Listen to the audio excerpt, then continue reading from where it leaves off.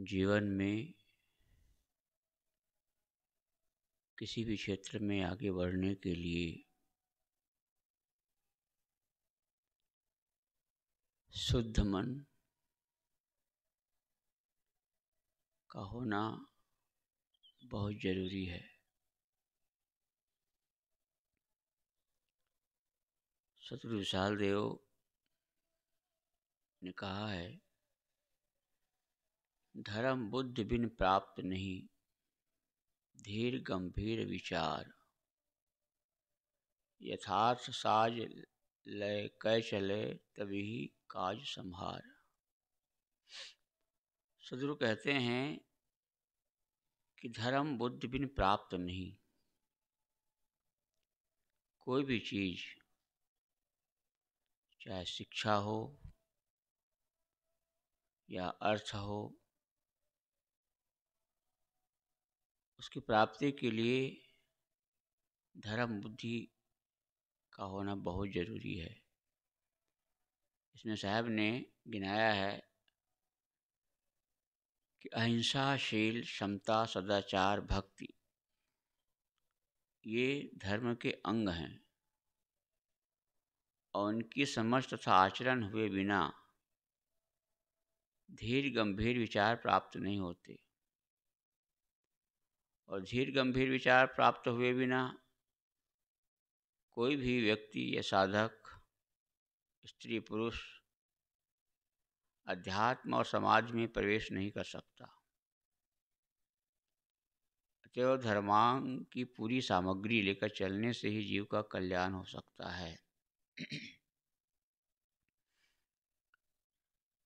मनन प्रवाह को देखते मनन त्याग के ध्येय, देखन मात्र ही काम ले और फिक्र तज दे। सदगुरु कहते हैं, मनन प्रवाह को देखते मनन त्याग के ध्येय, मनन इन स्मरणों को त्यागने के लक्ष्य से स्मरणों को केवल देखना चाहिए। उस समय अन्य कोई चिंता न रखकर केवल संकल्पों को देख देख कर उन्हें छोड़ने का काम करना चाहिए। सदगुरु कहते हैं कि मनन त्याग के ध्येय, मनन निस्मरण त्याग के ध्येय उद्देश्य के लिए क्या है? मनन के प्रवाह को देखते रहें। यानी मन में क्या क्या ख्यालात, विचार, इच्छाएं, कामनाएं, चाहनाएं उठते रहते हैं।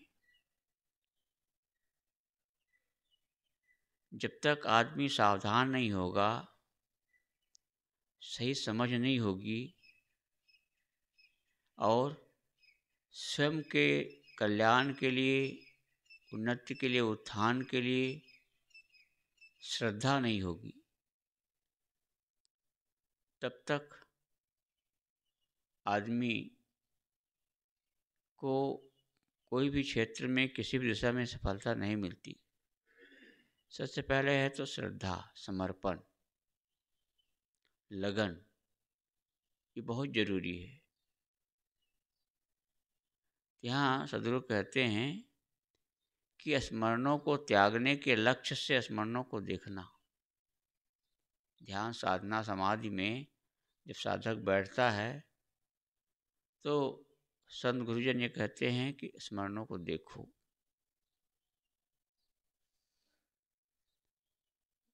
उसमें बहो मत।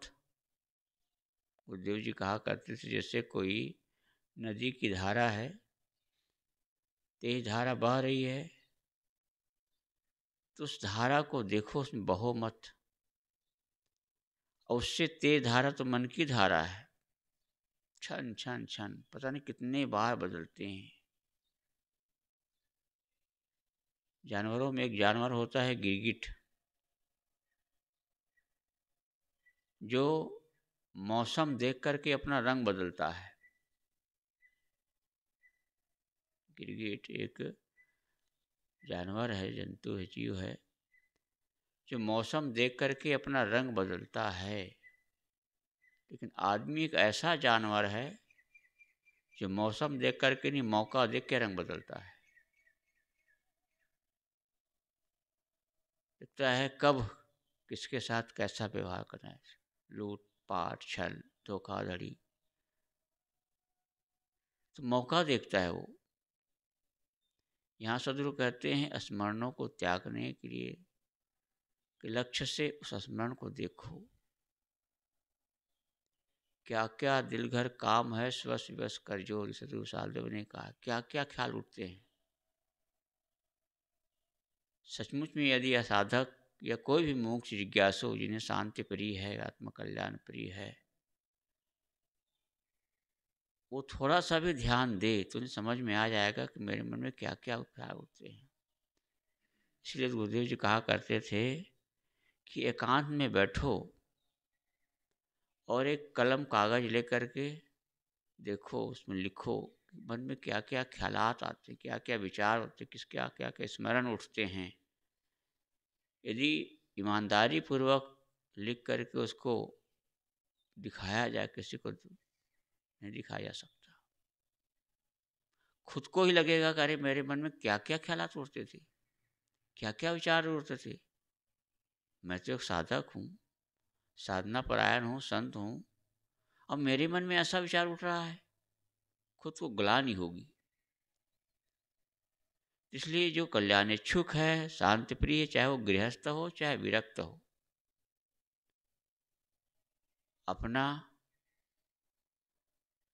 मतलब वॉचमैन खुद को बनना पड़ेगा।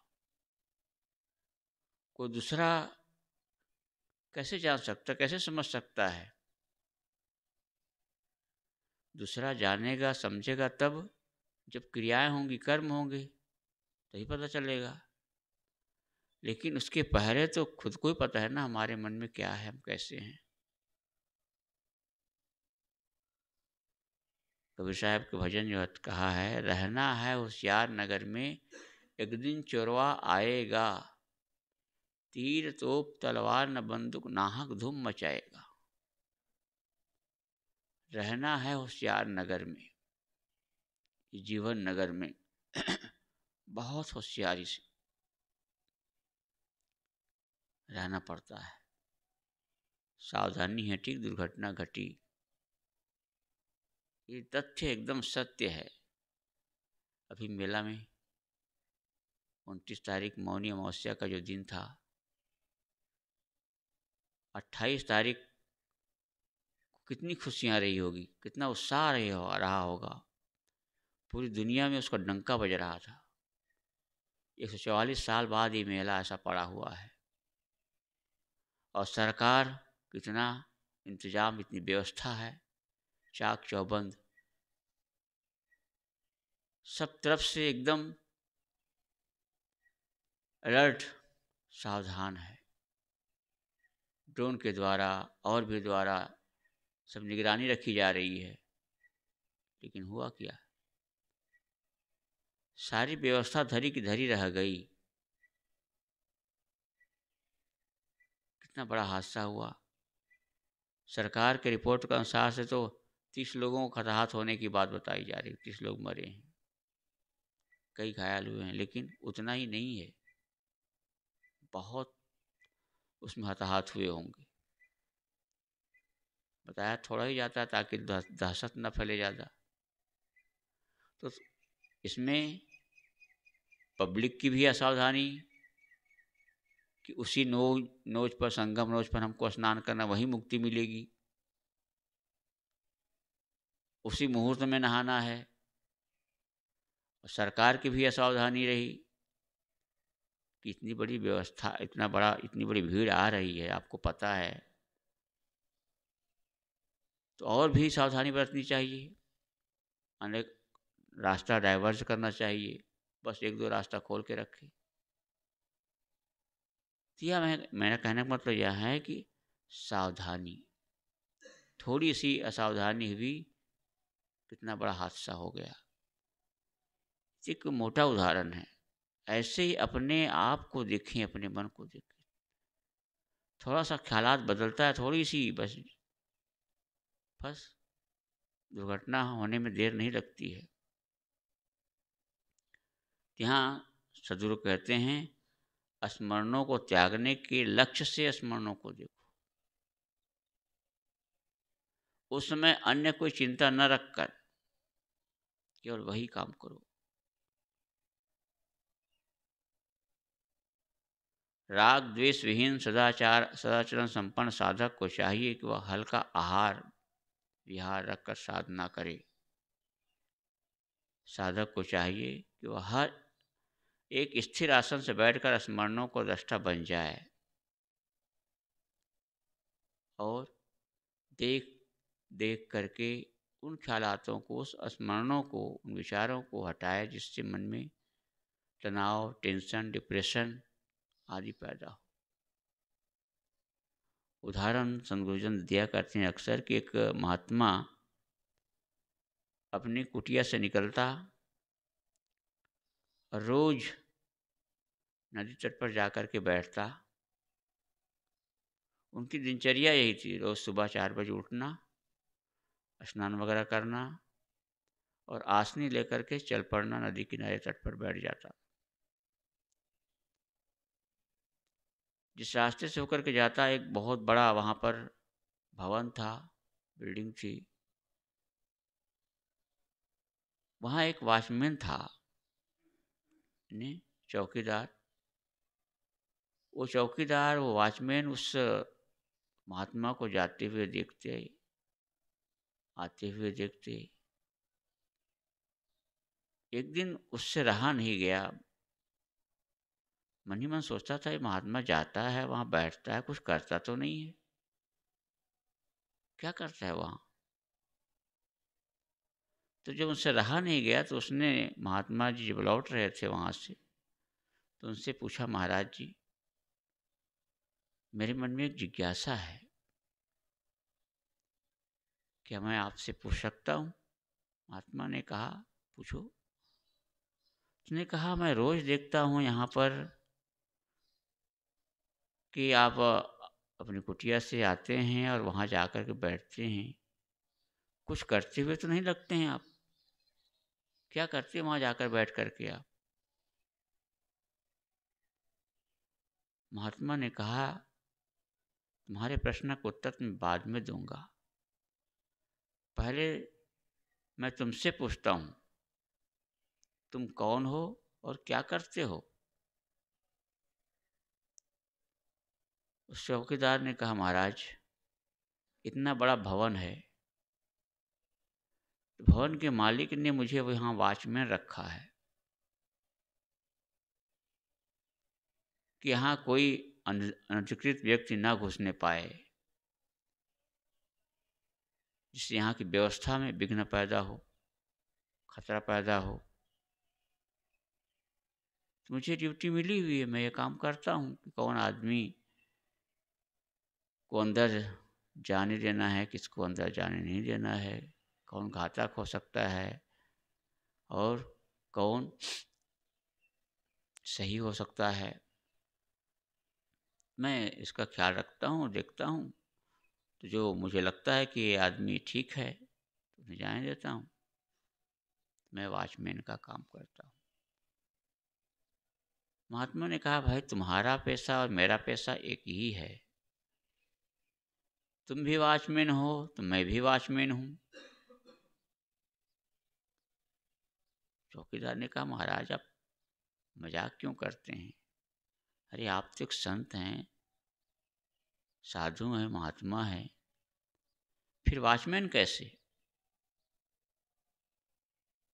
कहा, भाई जैसे आपने कहा कि मुझे ये ड्यूटी मिली हुई है, ये काम सौंपा गया है कि कौन इस भवन में जाने लायक है, कौन नहीं जाने लायक है, कोई आतंक फैला सकता है, कोई सही हो सकता है, तो काम आप करते हैं। जिन्हें लगता है कि गड़बड़ है, संदेह होता है, उसे आप रोक लेते हैं। ऐसे ही मैं भी अपने इस भवन में, इस शरीर में कौन विचार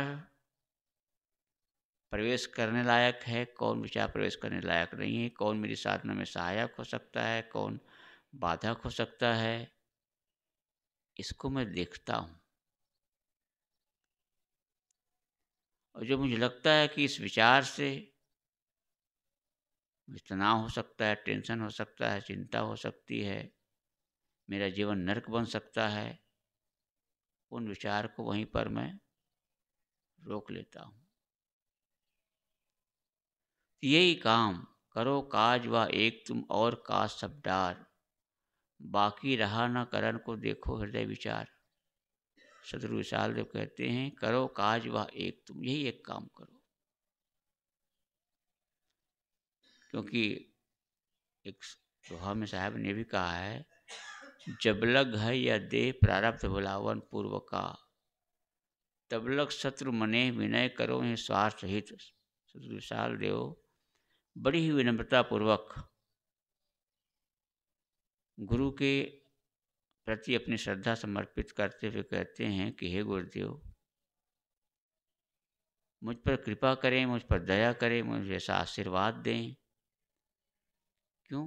क्योंकि जब लग है या दे प्रारब्ध बुलावन पूर्व का, जब तक जीवन है, शरीर है, देह है, तब तक प्रारब्ध भुलावन पूर्व का, पूर्व के पता नहीं कितने जन्मों के संस्कार हमारे जीवन पे, आज ही के नहीं। कभी कभी ऐसे ऐसे ख्यालात उठते हैं, सोचा भी नहीं आ सकता कि ऐसा भी ख्याल विचार आ सकते हैं।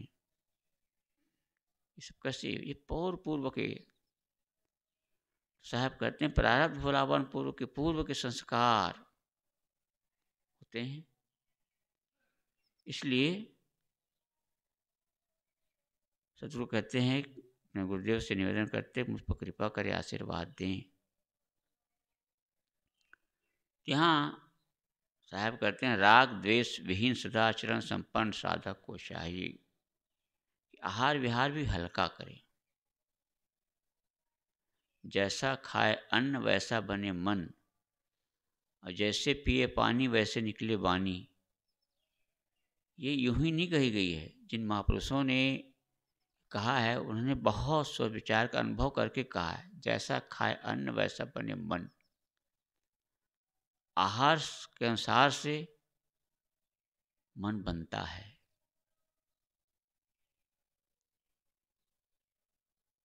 इसलिए सर्वत्र सावधानी। मनन भुलावा जो बहुरी, छोड़ ताहि वही धारी। ऊब न लावै ताहि में कर्तव्य अबन विचारी। यहाँ सदगुरु कहते हैं मनन भुलावा जो बहुरी, छोड़ ताहि वही धारी। उक्त साधना के समय में जो जो स्मरणों का भुलावा आए, तो साधक को चाहिए कि बारंबार उस स्मरणों को के भुलावे को छोड़कर दृष्टाभ्यास में डटा रहे।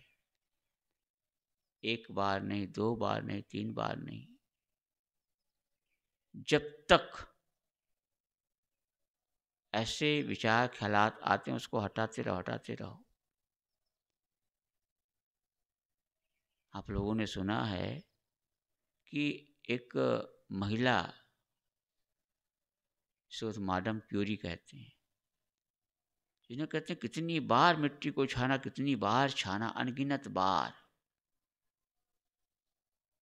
एक बार, दो बार, तीन, अनगिनत बार मिट्टी को छाना, तब कहीं उसे रेडियम मिला। रेडियम बहुत कीमती धातु होती है। ऐसे ही जब किसान, पहले तो धान काटता, अब तो ट्रैक्टर वगैरह का ज़माना, बहुत से आधुनिक मशीनें आ गई हैं, उन मशीनों से धान काटते हैं। पहले हंसिया से धान काटते थे, तो ये नहीं गिनते थे कितने बार हमने हंसिया चलाई, हंसली चलाई, बस शुरू किया तो करते चले गए। ऐसे सदगुरु कहते हैं बारंबार उन स्मरणों के भुलावों को छोड़कर दृष्टाभ्यास में डटा रहे, घबराए ना। अवश्य होए भव पार जो, पार जो समझे जीव। सदगुरु साहब कहते हैं अवश्य होए भव पार, वह पार अवश्य हो सकते, निश्चित गारंटी के साथ कहते हैं। विजय में सदगुरु कबीर ने भी ये कहा है कि मैं तुम्हें अभी मुक्त कर सकता हूँ। बस तुम्हें एक काम करना हो, अपने स्मरणों को, अपनी वृत्तियों को रोकना है, कंट्रोल करना, वश में करना है। यही बात यहाँ साहब कहते हैं, मनन भुलावा जो बहुरी। मन जो रात दिन भुलावे में डालता है, स्मरण लाता है, उनको छोड़ो। सदगुरु सालदेव ने एक पद में कहा है, ठेका तोर भुलावे का, जाने हम चालाकी मन। ऐ चालाक मन, मैं तुम्हारा स्वभाव, तुम्हारी आदत जानता हूँ, क्योंकि तुमने मुझे भुलाने का ठेका ले रखा है। ठेका बार बार बार बार बार बार। तो मैं सतगुरु सालदेव कहते हैं, मैं जानता हूँ तुम्हारा स्वभाव, तुम्हारी आदत। तो ऐसे जो साधक होगा वो इस बात को जरूर समझेगा। साधना के समय 10 बार भूल हो तो 11वीं बार सावधान होना चाहिए। 100 बार भूल हो तो उसके आगे जागना चाहिए। इस प्रकार साधक, जिज्ञासु, मुमुक्षु, शांतिच्छुक को चाहिए कि अपने मन को देखता रहे, क्योंकि मन और मकान दोनों की राशि एक ही है। मकान में देखते हैं कितना कूड़ा कबाड़। बाजार जाता है कोई आदमी, कोई चीज़ अच्छी लगती है, बस खरीद के ले आया, चाहे सजाने के लिए चाहे किस चीज़ के लिए। जब भी बाजार जाए कोई चीज़ अच्छी लगी ले आया, लेकिन जब ज़्यादा अधिक मात्रा में हो जाती है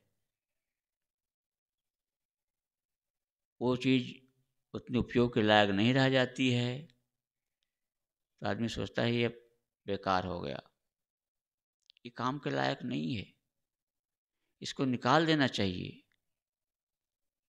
तो उसे कबाड़ी बुला करके बेच देता है, हटा देता है। ऐसे ये मन है, कितना कबाड़ इकट्ठा हो जाता है इसमें, कितने कबाड़। और उन कबाड़ों को यदि ना निकाला जाए तो कबाड़ जीवन को ही कबाड़ बना के रख देता है। इसलिए सदगुरु कहते हैं बार बार बार बार उसको हटाते रहो, हटाते रहो। शीघ्र शीघ्र पूरब छुटे, उत्तर देर लगाए, बाद स्वस है जाहि वही, जो करनो निष्काय। सदगुरु कहते हैं शीघ्र शीघ्र पूरब छुटे, यानी साधना के आरंभ में मन का भुलावा अधिक रहता है और जल्दी जल्दी दृष्टा अभ्यास की सावधानी छूटती रहती है। यहाँ सदगुरु सालदेव आम साधक की बात कर रहे हैं कि साधना के प्रारंभ में जब आदमी साधक बैठता है, यहीं कितने लोग ध्यान समाधि शिविर जब लगते हैं तो कहते हैं शुरू में कह रहा महाराज मन रुकता ही नहीं है। जैसे उसको रोकने बैठते हैं देखते हैं तो और ज़्यादा उफान शैतान मचाता है, घबराहट हो जाती है, इतना ये हमसे नहीं हो पाएगा। एक लेखक ने लिखा है कि असफलता के ये 4-5 मुख्य कारण है। पहला कारण उसने लिखा है कि ये मुझसे नहीं हो सकता, ये काम मुझसे नहीं हो सकता, डरा वो मरा। डरा वो मरा, पहला ही मतलब डर गया, हथियार ही डाल दिया, आप शुरुआत ही नहीं किए, घबरा गया तो कैसे होगा। तो डरा वो मरा, कहते ये काम मुझसे नहीं हो सकता। दूसरा कारण मेरे पास टाइम नहीं है, बहाना मन बनाता मेरे पास टाइम नहीं है। 24 घंटा का समय सबके पास में है, एक चपरासी और एक प्राइम मिनिस्टर राष्ट्रपति या कोई भी बड़े महापुरुष हों, सिद्ध महापुरुष हों, उन सबके पास भी 24 घंटा होता है ना। किसी के लिए 23 घंटा हो जाए, किसी के लिए 25 घंटा हो जाए, ऐसा तो नहीं है। सबके लिए 24 घंटा होता है और उन्हीं 24 घंटों में हमें अपनी दिनचर्या निभानी पड़ती, करनी पड़ती है। अब फर्क ये है कि उसमें हम उस समय को कहाँ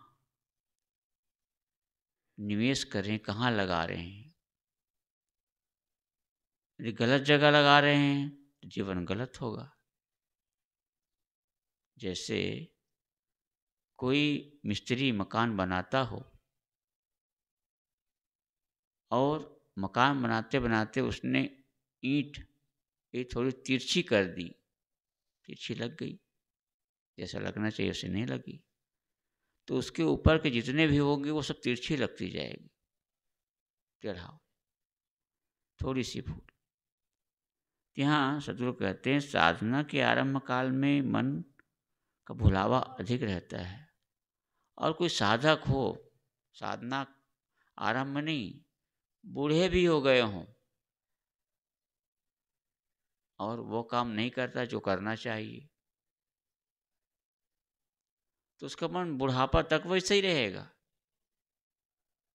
ऐसा थोड़े होगा कि वो सीनियर हो गया, बुजुर्ग हो, बूढ़ा होगा तो उसका मन भी बुजुर्ग हो जाएगा, बूढ़ा हो जाएगा, वह काम नहीं करेगा, ऐसा तो नहीं।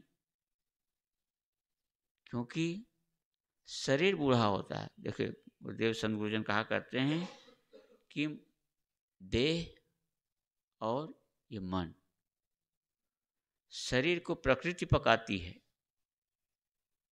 शरीर को प्रकृति पकाती है। नहीं, बूढ़ा होता है धीरे धीरे धीरे धीरे, बचपना गया, जवानी गई, बुढ़ापा आया, वो भी चला जाता है।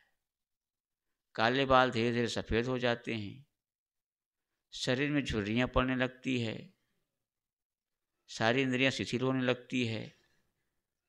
तो शरीर को प्रकृति पकाती है, लेकिन मन को प्रकृति नहीं पकाती।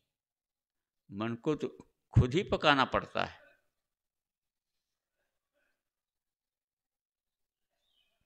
यहाँ सदगुरु कहते हैं साधना के आरंभ में मन का भुलावा अधिक रहता है और जल्दी जल्दी दृष्टाभ्यास की सावधानी छूटती जाती है। कुछ काल अभ्यास पुष्ट हो जाने पर देर देर में कहीं मन का भुलावा आता है। जब साधक परिपक्व हो जाता है साधना में, तो कभी कदाच मन में ऐसा हो जाता है, विचार आ जाते हैं। क्योंकि कहे ना, गिरते हैं सा सवार मैदान जंग में, वो तिफ्र क्या गिरेंगे जो घुटनों के बल चले। जब आदमी कोई काम करता है तो कहीं भूल हो जाती है, लेकिन उस भूल को तूल देना सबसे बड़ी भूल है। भूल हो गई, खत्म, रात गई सो बात गई, फिर से जागो, फिर से सावधान हो। यहाँ सदगुरु कहते हैं कुछ काल अभ्यास पुष्ट हो जाने पर देर देर में कहीं मन का भुलावा आता है, और वो भी हल्का सा, वो आया गया, खत्म। और यह अभ्यास दीर्घ काल चलते रहने पर जब परिपक्वता आ जाती है, तब दृष्टाभ्यास का काम स्वस्थ हो जाता है।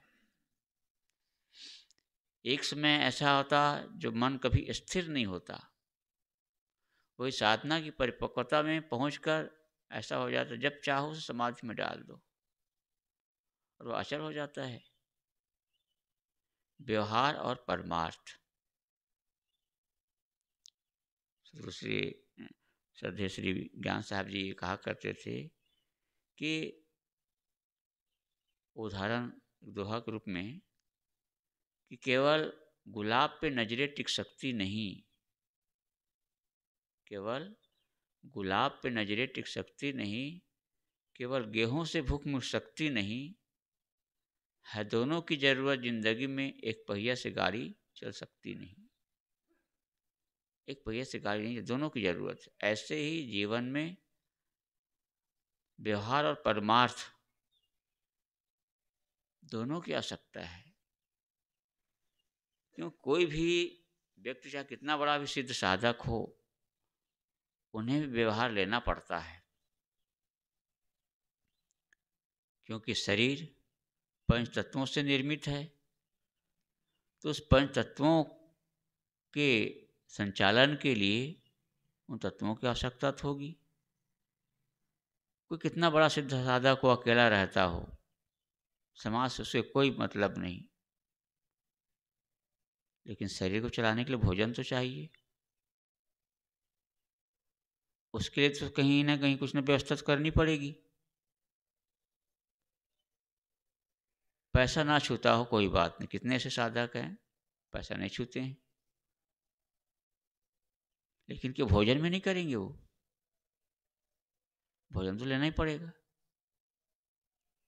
तो यहाँ सदगुरु कहते हैं कि जो साधक परिपक्व हो जाता है, वो जब चाहे तब अपने मन को समाधि में डाल लेता है। व्यवहार में भी, काल में भी जिससे व्यवहार होता है, सहज व्यवहार करता है। कोई परिस्थिति उससे विचलित नहीं कर सकती। स्थिति और परिस्थिति दो होती है, जिसे मना स्थिति कहते हैं। जीवन में कितने उतार चढ़ाव आएंगे, इसे रोक नहीं सकते। बड़े बड़े महापुरुषों के जीवन को हमने देखा है, और नहीं देखा है तो उनके जीवन को पढ़ा है किताबों में या किसी सुना है। कितनी कितनी विसंगतियां आई उन महापुरुषों के जीवन में, घबराया नहीं। कितने को तो गोली मार दी गई, कितने को तो जहर दे दिया गया, किसी को और कुछ कर दिया गया, लेकिन तब भी वो घबराया नहीं, विचलित नहीं हुआ। ये परिपक्व साधक के मन की स्थिति है।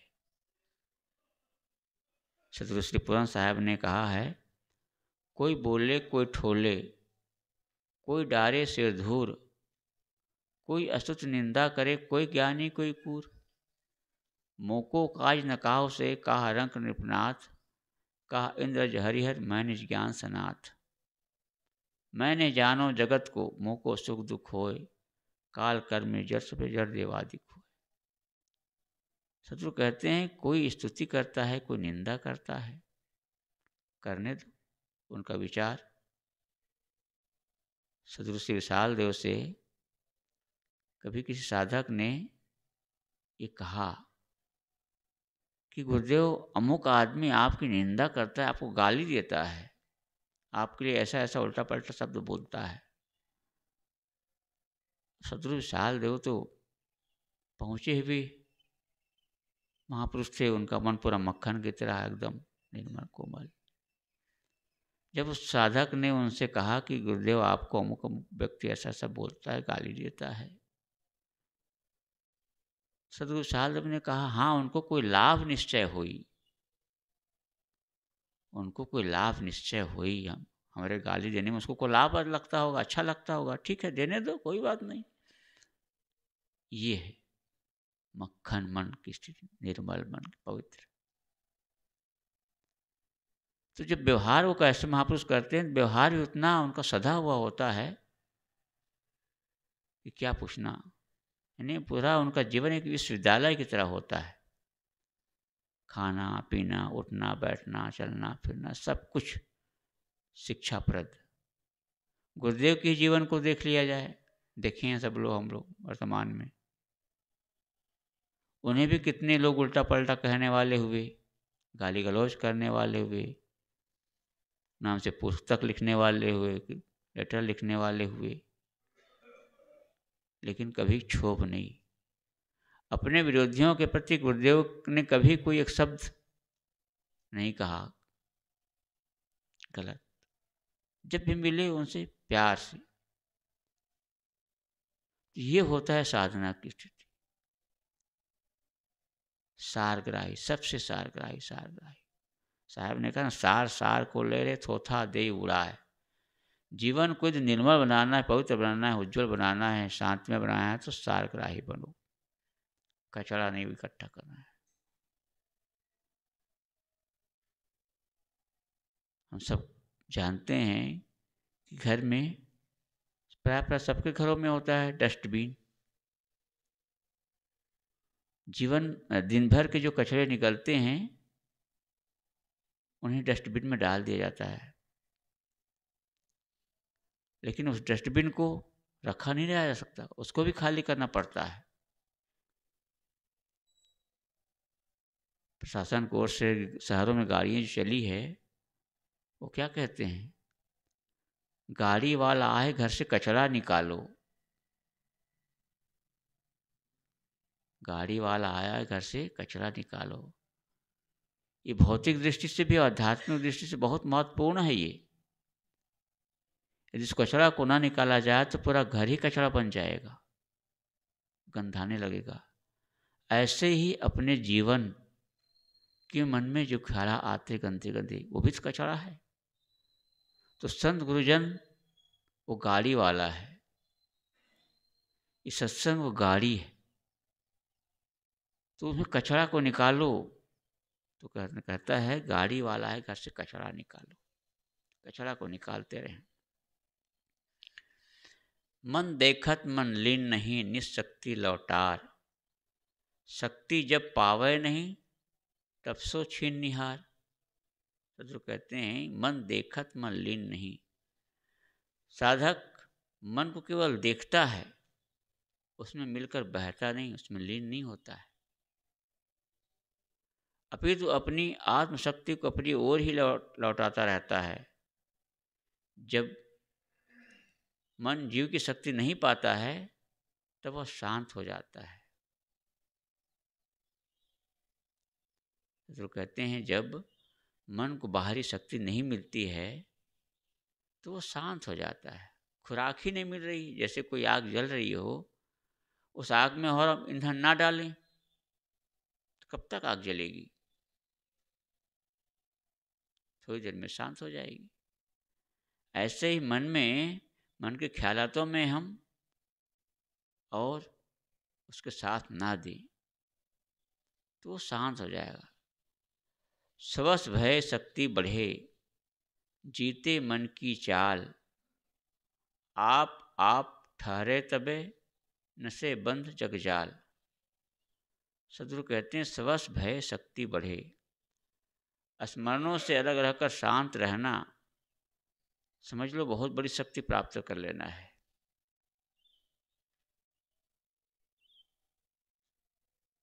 बीचक में सदगुरु कबीर साहब ने कहा है, बरबर करे काज नहीं होई।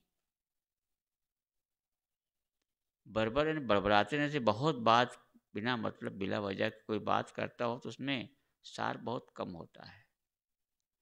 लेकिन जो साधक शांत होता है, समय पड़ने पर थोड़ा बोलता है। तो सदगुरु कहते हैं सबस भय शक्ति बढ़े, जिसका मन शांत हो जाता है उसकी मानसिक शक्ति मजबूत हो जाती, बढ़ती है। और जीते मन की चाल,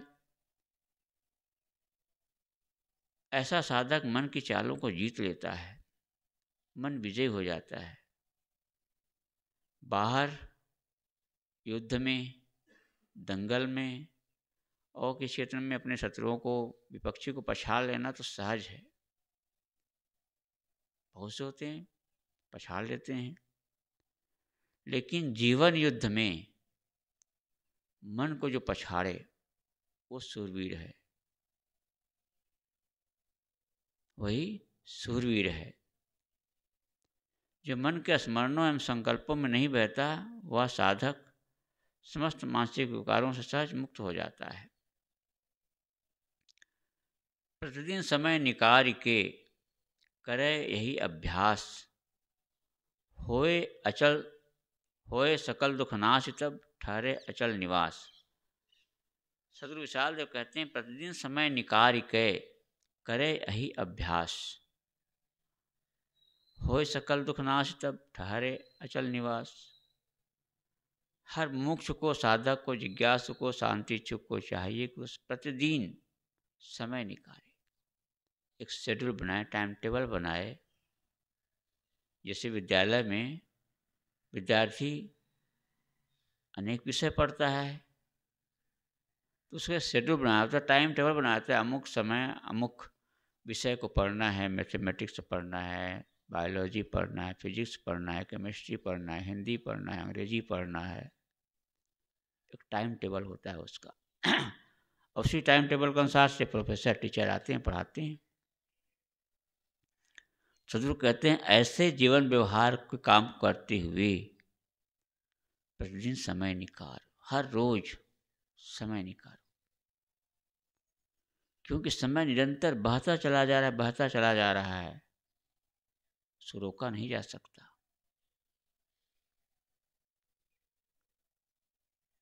तो करे यही अभ्यास, यही अभ्यास करना है। कौन सा अभ्यास? मन को साफ करने का, मांजने का काम करना है। बहुत से साधक कहते हैं, भक्त कहते हैं कि महाराज इतने दिन के हम साधक हैं, इतने दिन के भक्त हैं, फिर भी मन में बदलाव नहीं आया, मज़ा नहीं आया। जब एक साधक ने ऐसा कहा कि गुरुदेव हमें साधना करते करते बहुत समय बीत गया, इतने साल हो गए, लेकिन मज़ा नहीं आया।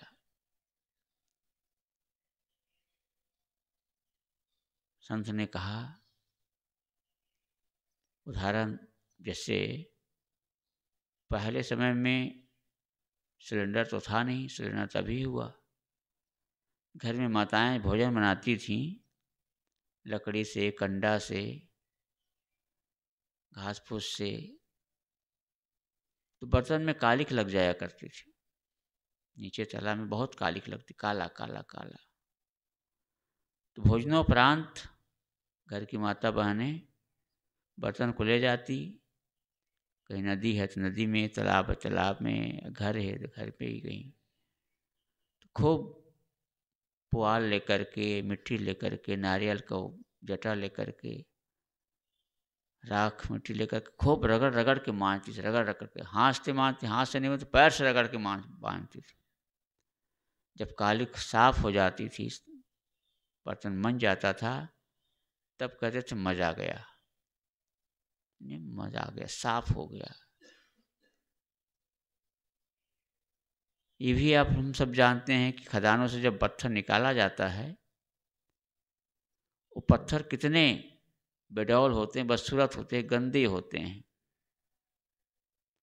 लेकिन उस पत्थर को जब मशीन पे चढ़ाया जाता है, मांजा जाता है, तो कितना मच जाता है, अपना प्रतिबिंब दिखाई देने लगता है, अपना चेहरा दिखाई देने लगता है, इतना मच जाता है।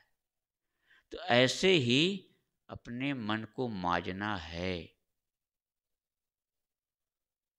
यहाँ सदगुरु कहते हैं प्रतिदिन समय निकाल के करे यही अभ्यास, ये अभ्यास रोज रोज करना है, क्योंकि बाहर के जो काम है उसे से किसी से हम करा सकते हैं,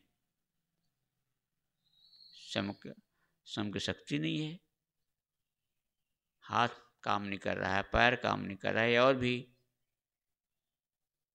असमर्थता है, तो दूसरों से हम काम करा लेते हैं, काम हो जाता है।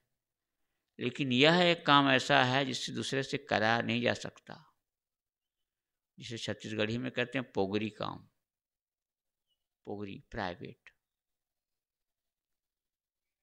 इसमें दूसरे का इन्वॉल्व संभव ही नहीं है, दूसरा नहीं हो सकता, नहीं कर सकता वो काम, अपने को करना है, खुद को। तो सदगुरु कहते हैं प्रतिदिन समय निकाल के करे यही अभ्यास, होए सकल दुख नाश तब ठहरे अचल निवास। इतना जब साधक कर ले जाता है, सारे उनके मन के दुख कलेश खत्म हो जाते हैं। प्रारब्ध जन्य शरीर में तो रोग व्याधि आती ही है, आएंगे ही आएंगे, क्योंकि सबसे ज़्यादा पीड़ा शरीर की पीड़ा से आदमी पीड़ित नहीं होता है, मन की पीड़ा से होता है। इसलिए कहते मन चंगा तो कठौती में गंगा। मन निर्मल है, साफ है, तनाव मुक्त है, तो देखिए उसकी स्थिति। जब ऐसा नहीं होता है, शरीर तो आदमी को बहुत बढ़िया लगता है, स्वस्थ लगता है, मस्त लगता है, बढ़िया, लेकिन यदि मानसिक टेंशन में उजल रहा है, मानसिक बीमारी है, वो आउट ऑफ कंट्रोल यदि हो जाता है तो आदमी आत्महत्या कर लेता है, जहर खा लेता है, फांसी लगा लेता है, ट्रेन में कट के मर जाता है। ये मानसिक रोग, मन का रोग। यहाँ सदगुरु कहते हैं कि जो साधक प्रतिदिन अपने मन को देखता है, उसको मांझता है, तो उसका मानसिक सारे दुख खत्म हो जाते हैं। और शरीर का दुख है तो आता है जाता है, जब तो प्रारब्ध है, कुछ ना कुछ हो जाता है। कितनी भी सावधानी बरतें हैं फिर भी कभी ऐसा हो जाता, अस्वस्थ हो जाता है शरीर। तो साधना एक दो दिन की चीज़ नहीं है और न कभी कभार कर लेने की है, किंतु इसे नित्य करना चाहिए। जो नित्य मनोदृष्टा का अभ्यास करता है वह मन पर पूर्ण विजयी होकर इसी जीवन में कृतार्थ हो जाता है। ना मिलने की चाहना, ना छूटने की सोच, धन प्राणी निर्वाह में कहूँ न मन को रोच। ये साखी सदगुरु विशाल देव कहते हैं, ना मिलने की चाहना, ना छूटने को सोच। जिसने मन को जीत लिया, इच्छा जीत जो हो गया, सर्वप्रसिद्धि जिसने प्राप्त कर ली, वह किसी से मिलने की चाहना नहीं करता। किससे मिले, क्यों मिले और उससे मिलकर क्या मिलेगा। सदगुरु विशाल देव ने एक जगह कहा है कि सब सुख सब जही को मिले, तबहुन इच्छा पूर। जिसकी उत्पत्ति जिससे भई ताहि मिले कस दूर।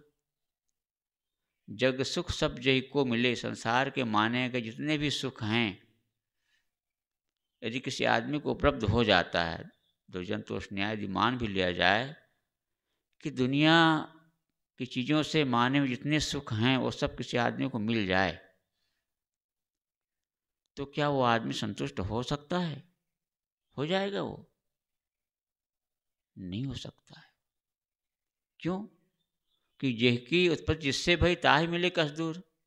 जिसकी उत्पत्ति ही उस चीज़ से हुई है, वो कैसे उससे दूर हो सकता है? मान लो अभी भारत में जो धन कुबेर कहा जाता है, अंबानी जी या अडानी जी, बड़े अरबपति खरबपति हैं, धन कुबेर हैं, क्या उनका मन संतुष्ट है? क्या उसे चैन की नींद आती है? नहीं आ सकती, क्योंकि उसमें स्थिरता है ही नहीं। यहाँ सदगुरु कहते हैं कि ना मिलने की चाहना, ना छूटने को सोच। एक जगह साहब ने भी कहा है कि जाहि मनन में सुख निते, ध्यान क्रिया निधे, घाटा तेहि में कौन है जो और चित दे। जाहि मनन में सुख निते, जिसके मनन में याद स्मरण से अगाध सुख की प्राप्ति होती है, आत्यांतिक सुख की प्राप्ति होती है। जाहि मनन में सुख निधे, ध्यान क्रिया निधे, ध्यान में, साधना में, स्मरण को देखने में जो सुख मिलता है उसको हटाने में, घाटा तेहि में कौन है जो और चित दे। यदि उसमें क्या घाटा है तुमको जो और चित दूसरे जगह मन लगाते हो। विजय में सदगुरु कबीर ने कहा है, राम न रमस कौन रन लागा, मर जैबे का करबे या भागा। कितनी बड़ी फटकार है उनकी, कितनी चोट है इस शब्द में। राम न रमस कौन रन लागा, मर जैबे का करबे या भागा। अरे या भागा, तो राम में रमता नहीं है, उधर लगता नहीं है, उधर ध्यान नहीं देता, वह काम नहीं करता है। मर जैबे का करबे या भागा। अरे या भागे, तुम मर जाएगा एक दिन, फिर क्या करोगे। इसलिए सदगुरु कहते हैं कि ना मिलने की चाहना, न छूटने को सोच, न किसी से मिलने की चाहना और न छूटने पर कोई चिंता नहीं। क्या ये मेरा छूट गया, हाय मैं ये मेरा छूट गया, छूट गया छूट गया। इसलिए एक शायर ने लिखा है कि जो खो गया उस पर सोचा नहीं करते, जो खो गया उसे सोचा नहीं कर सकते, और जो प्राप्त है उसे खोया नहीं करते। सफलता जिंदगी में उसे ही मिलती है मेरे बंधुओं, जो वक्त और हालत पर रोया नहीं करते। जो खो गया खो गया, और जो मिला है उसे खोया नहीं करते। जो मिला उसको खो मत। अब जितना बचा है वो कम नहीं है। साधना के क्षेत्र में भी हम सोचें, कोई साधक जीवन को उत्तरार्ध में साधना मार्ग में लगता हो, समझ हुई, विचार हुआ, तो जीवन को उत्तरार्ध में वो साधना मार्ग में लगा है और निरंतर चल रहा है, देख रहा है अपने मन को सावधानी से, तो उसके कल्याण होने में कोई देर नहीं है। और जो साधक सिर्फ खाने पीने में ही अपना जीवन बिता रहा है, वो काम नहीं करता जो करना चाहिए, तो स्थिति नहीं आएगी। एक लेखक ने एक ये पूछा एक साधक महात्मा से कि महाराज, कोई व्यक्ति प्रारंभ में बीड़ी पीता हो, सिगरेट पीता हो, शराब गांजा भांग तो सारे व्यसन करता हो, लेकिन साथ साथ उसका मन सत्संग में भी लग रहा हो, स्वाध्याय भी करता हो, साधना भी करता हो, और एक दूसरा आदमी जो बराबर सत्संग करता हो, साधना अभ्यास करता हो, ध्यान चिंतन मनन करता हो, लेकिन यदि वो शराब पीता हो, जुआ खेलता हो, गांजा भांग बीड़ी पीता हो, तो इसमें दोनों में से किसका उद्धार हो सकता है? कौन साधना में सफल हो सकता है? कौन आगे बढ़ सकता है? महात्मा ने कहा, जो पहला वाला व्यक्ति था ना, जो प्रारंभ में बीड़ी सिगरेट शराब गांजा भांग और सब व्यसन करते करते भी साधना कर रहा है, सत्संग कर रहा है, स्वाध्याय कर रहा है, तो उसका उद्धार हो सकता है। और दूसरा जो साधना अभ्यास कर तो रहा है, लेकिन यदि उसका मन व्यसन की ओर हो, दुर्व्यसन की ओर हो, तो उसका पतन हो जाएगा, वो नहीं बढ़ सकता आगे। यहाँ सदगुरु कहते हैं कि जिसने मन को जीत कर सुप्रसिद्धि प्राप्त कर ली, वह ना किसी से मिलने की इच्छा रखता है और न उसे किसी की बिछोड़ने की कोई चिंता होती है। वह धन प्राणी एवं निर्वाह की वस्तुओं में कहीं अपने मन को आसक्त नहीं करता। धन प्राणी निर्वाह में कहूँ न मन को रोच, कहीं वो आसक्त नहीं, लगाता नहीं। क्योंकि दुनिया में सबसे बड़ा यदि कोई घाव है, सबसे बड़ा यदि कोई घाव है तो वो लगाव है। जिनसे ज़्यादा लगाव होगा उससे उतनी पीड़ा होगी।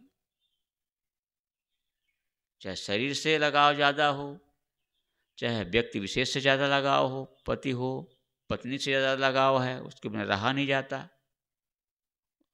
उसके बिना उसको नींद ना आती हो, और पत्नी है तो पति के बिना वो रहा ना जाए उसे, तो क्या होगा?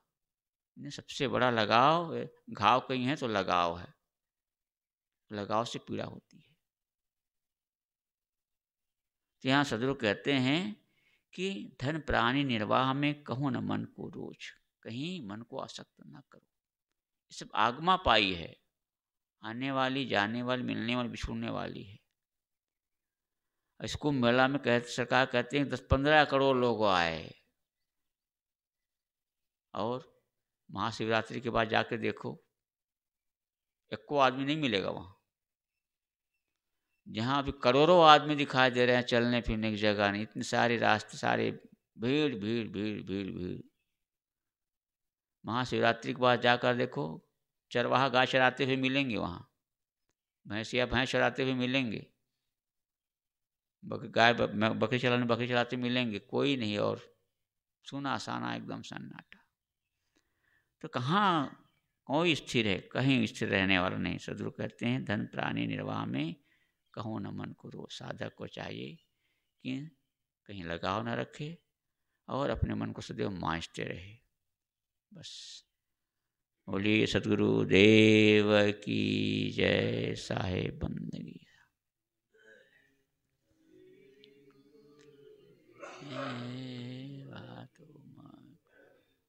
वंदन है गुरुदेव, वंदन है गुरुदेव तुमको, वंदन है गुरुदेव।